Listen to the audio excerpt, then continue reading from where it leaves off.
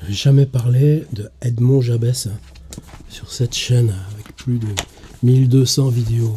Alors que si vous prenez ça et que vous multipliez par 1200,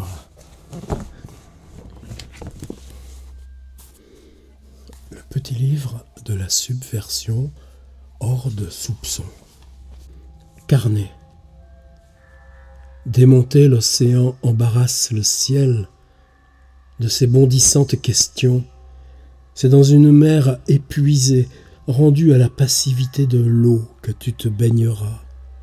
Ombre sans ombre, lumière sans lumière, sont les traces relevées de l'oubli, et ici, le mystère du chemin. Dieu est de Dieu, le silence qui se tait. L'esclave du prince et l'esclave du courtisan au même statut d'esclave. Entrer en soi-même, c'est découvrir la subversion. Ces pages témoignent non seulement de l'impossibilité de venir à bout de sa pensée, mais également de soi-même. Elles disent notre désarroi face à l'impuissance d'être qui nous caractérise. Toute durée est liée au souvenir. Au réel succède une irréalité plus que réelle, que s'approprie la mémoire. La pensée suit un chemin contraire. Elle va au-devant de l'absence dont elle contribue à fixer le trajet en s'éployant. La pensée est l'éclair qui déchire le vide. L'oubli est son espace d'un instant. Le confus souvenir que nous en gardons ne serait, en ce cas, que l'artisan de la récupération de la pensée à la faveur d'un nouvel espace, l'instigateur zélé de la confrontation de la pensée avec son passé et son devenir probable, le responsable de sa mise sous tutelle définitive, d'un côté la liberté, de l'autre les fers. Prisonnier de la pensée, Dieu serait-il assujetti à l'univers? L'impensé, qui est sa non-durée inconcevable, serait seul alors à secrètement le perpétuer, car l'éternité est aussi non-durée limpide qui échappe à la durée perçue. Dieu est étranger au temps comme à la durée, car il est sans prolongement. De la solitude comme espace d'écriture. L'aurore, disait-il, n'est qu'un gigantesque autodafé de livres, spectacle grandiose du suprême savoir détrôné. Vierge est alors le matin. Le geste d'écrire est un geste solitaire. L'écriture est-elle l'expression de cette solitude? Peut-il y avoir écriture sans solitude, ou encore solitude sans écriture? Y aurait-il des degrés à la solitude, donc plusieurs plages, différents niveaux de solitude, comme il y a des paliers d'ombre ou de lumière? Pourrait-on en ce cas soutenir qu'il y a certaines solitudes vouées à la nuit et d'autres au jour? Y aurait-il enfin diverses formes de solitude? Solitude resplendissante, ronde, celle du soleil, ou solitude plate, ténébreuse, celle des dalles funéraires, solitude de la fête et solitude du deuil? La solitude ne peut se dire sans aussitôt cesser d'être elle, et ne peut s'écrire que dans la distance qui la protège de l'œil qui la lira. Le dire serait donc au texte ce que la parole orale est à la parole écrite. La fin d'une solitude assumée par l'une est le prélude à une aventure solitaire pour l'autre. Celui qui à voix haute parle n'est jamais seul. Celui qui écrit rejoint par l'intermédiaire du vocable sa solitude. Qui oserait, au milieu des sables, faire usage de la parole?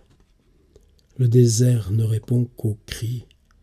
L'ultime, déjà enveloppé de silence d'où surgira le signe, car on n'écrit jamais qu'aux confins imprécis de l'être. Prendre conscience de cette limite, c'est en même temps reconnaître comme point de départ de l'écrit l'irrégulière ligne de démarcation de notre solitude. Il y aurait donc ainsi, pour la solitude et pour l'écrit, de fluctuantes frontières que nous longerions, la plume en main, frontières par nous et grâce à nous reconnues, à chaque livre, ces antres de solitude. Pourquoi, lui demanda-t-il, ton livre n'est-il qu'une succession de fragments? Parce que l'interdit ne frappe pas le livre brisé, répondit-il. Mais dans son journal n'avait-il pas récemment noté « J'écris un livre pour restituer dans son intégralité à Dieu l'image qu'avec des mots j'ai fabriquée de lui-même. Écrire dans ces conditions ne serait-il que périr du courroux divin, que périr d'une image interdite au sein de toute image ?» Le ciel a raison du livre, mais non du sable qui à chaque grain le fige. Seul, ici, le poids du silence est pensable. Dieu ne grava point sa parole dans la pierre, mais dans l'éternel instant d'un silence pétrifié. La brisure des tables est d'abord l'acte fondamental qui permit le passage de la divine écriture du silence au silence entériné de tout écrit. Richesse de la suprême pauvreté. Écrire, disait-il, est un acte de silence dirigé contre le silence, le premier acte positif de la mort contre la mort. L'écrit nous engage. Nous n'écrivons peut-être que pour nous dégager sans savoir que ce désengagement n'est qu'une manière pour nous de respecter jusqu'au bout notre engagement. Jusqu'au bout, c'est-à-dire jusque là où, arrivé à son terme, l'engagement tenu se présente à nous sous forme d'un nouvel engagement. Nous lisons, comme on fauche l'herbe, ce que la ténèbre nous prend. La pensée a besoin de s'abaisser pour reprendre ensuite de la hauteur. Ses sommets sont encore ses limites. C'est pourquoi on pourrait dire que l'impensée est une pensée qui n'est point abaissable. J'ai peuplé la nuit de demandes, disait-il aussi. Certains n'ont voulu y voir que des étoiles éprises de leur scintillement. Le temps entier tient dans un regard. L'infini ouvre nos yeux, l'instant les referme. Il n'y a d'éternité que dans l'oubli. C'est un livre qui a été publié par Jabès en 1982, donc plutôt à la fois dégagé du corpus principal et en même temps comme allégé. C'est dit le petit livre de la subversion hors de soupçon. C'est qu'à la fois il y a ce surgissement, ce dégagement qui vous appartient qu'à vous-même et puis qu'on n'en fait pas porter le poids sur l'écriture. Et c'est peut-être ça qui rend ça tellement bouillant. Regardez ces titres. Un étranger avec sous le bras un livre de petit format. Celui-là aussi, j'aurais pu en lire des extraits au hasard. Celui-ci est beaucoup moins fragmentaire, il est plus compact. C'est peut-être pour ça aussi que celui-ci, il est de quand 1989, donc aussi le Jabès tardif, le Jabès qui commence à être plus connu. Moi, quand j'ai commencé à publier en 1982, Jabès, c'était une suite de petits livres qui paraissaient en même temps que moi je découvrais Maurice Blanchot. Je pense que c'est par Blanchot que j'ai découvert Jabès. Enfin, en tout cas pour moi tous ces noms-là sont indissociables. L'ineffaçable et aperçu, le soupçon, le désert, ça on est dans le livre des ressemblances. Mais voilà, ça c'est cette série-là. Livre du partage. Il y a... Attendez, je les prends comme ça. C'est bizarre du coup parce que j'ai deux exemplaires de Yaël, Yukel, livre des questions 2, le livre des ressemblances. Je trie, je prends juste mon petit temps, mais ça y est. Ça s'ouvrait par Yaël et ça s'appelait le livre des questions. 4 lettres, comme les lettres non prononçables de Yahvé dans les textes juifs sacrés. Et ensuite, on osait prononcer livre. Le livre des questions 2, donc une suite, et c'était le livre de Yukel. Et là, ça se déplie. Il y a une consonne. Il y a un masculin. Journal de Sarah. Oui, ça aussi, cet éclatement de forme. À la fois, c'est intéressant d'ailleurs ça, parce que là, je vois un ensemble, donc presque un personnage. Journal, 7 août, 11 août. Et on est dans un rapport, là, une section presque mystique. 5 janvier. La terre entre les dents des astres. L'horreur est à l'intérieur. La salive de l'univers étage les océans. Et si vous prenez avant, il y a un chapitre qui s'appelle, alors, Journal de Yukel, l'habitude d'écrire, la liaison avec le livre. Et ça commence par des paraboles. Assis sur un rocher, Yukel regardait la mer feuilleter le livre d'eau de l'univers. Nous maintenons avec l'œuvre une liaison continue. La liaison du sol avec le sable et de l'air avec l'eau. Une liaison secrète, celle de l'écaille avec l'écho et du silence avec le cygne. Instant vécu, fidèlement consigné, patient ouvrage de la mort. Il n'y a pas d'arbre pour la terre morte. Il n'y a pas d'astre pour les cieux morts. Lumière d'outrefaite, d'outrefronce, elle engloutit les cieux et la terre. Et l'habitude d'écrire part de cette parabole. Avec un point, on construit une prison. Fronts rivaux, la lumière contre la lumière, beauté butée. L'onde vitrifie le roc, métamorphose de l'opaque. La parole est plainte contre l'inconnu, procès de l'eau menacée à l'éponge. Une rose suffit à l'aurore. Les ombres levées ont un cœur de clarté, leur front est sombre et leurs doigts aussi. Quant à leurs yeux, les verra-t-on jamais? Les doigts des ombres sont des tiges et les yeux des fleurs parmi les feuilles, ils obéissent au soleil. Le monde est-il le songe d'une nuit ou de mille aubes successives? Dans le jour, dans l'ascension des nuits, il y a l'étonnement du monde. Et ensuite, c'est des renversements de titres. C'est-à-dire, Yaël, mais Aélie, A-E-L-Y, Elia, E-L-Y-A. Et puis quand on arrive ensuite, maintenant ça c'est le tome 3, après le livre de Yukel, le retour au livre. Et quand on arrive au terme de l'ensemble, alors une fois Jérôme Lindon, je me disais comme était important pour moi Edmond Jabès, et il me dit, vous savez, Gallimard, c'était terrible, il n'en vendait aucun. Et au bout du 3e, ils ont refusé de publier la suite. Alors, Jabès vient ici, et moi je lui dis, mais absolument, monsieur Jabès, simplement dites à Gallimard que je mets simplement la condition que je reprenne les 3 titres publiés chez eux. Jabès retourne chez Gallimard, et là, Gallimard, sachant que Jérôme Lindon a décidé de reprendre l'ensemble, on vous garde, monsieur Jabès. Et à la fin, ça s'appelait « Elle ou le dernier livre ». E-L, l'article inversé, « Elle ou le dernier livre ». Et Jabès avait demandé à ce qu'il n'y ait rien sur le titre, hein, sur la page de titre. Elle ou le dernier livre, c'était juste un sous-titre comme le retour au livre, mais la page restait blanche. Et Gallimard a refusé. Il dit, ah non, ça ne marchera pas dans nos banques de données. Enfin, je ne sais pas s'il n'y avait pas de données à l'époque. Et donc, ils ont mis une espèce de point rouge. Si vous le trouvez chez un bouquiniste, c'est une rareté à cause de ça. C'est-à-dire, on ne veut pas de livre sans titre, donc on met un petit point rouge au milieu. Et moi, je l'ai gratté avec l'ongle jusqu'à ce qu'il disparaisse. Bon, ça, c'est le livre des questions.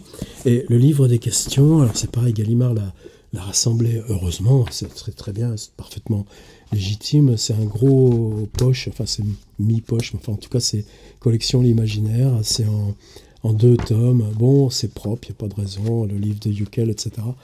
Bon, moi, j'arrive pas. C'est quand on s'est habitué à lire des livres dans cette séquence, dans cette succession, on n'a pas le choix. Moi, c'est cela que je continue de lire. Et ensuite, au terme de cette grande série du livre des questions, c'est une école d'écriture tellement essentielle, formidable.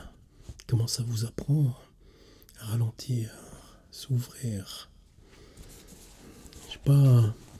On est des tas de gens de ma génération à s'être pas illuminés, mais à s'être formés à travers Edmond Jabès.